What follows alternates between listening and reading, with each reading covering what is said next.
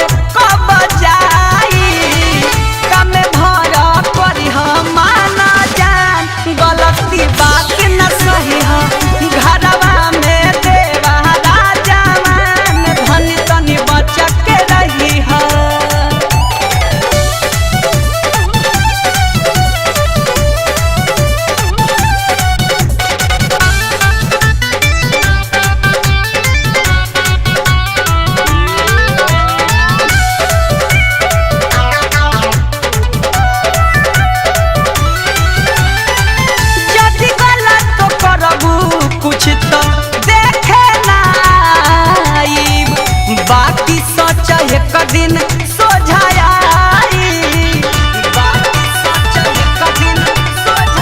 पियावा के धोखा जदी देबुए धनिया बहरे में फांसी लब लगाई नीतीश शंकर के हऊ जान चंचल के आखी जनी लही घरवा में देवा राजा धनी तनी बचा के रही है पिया परा देसी भइले हमके समझारे गइले घरवा में देवा राजा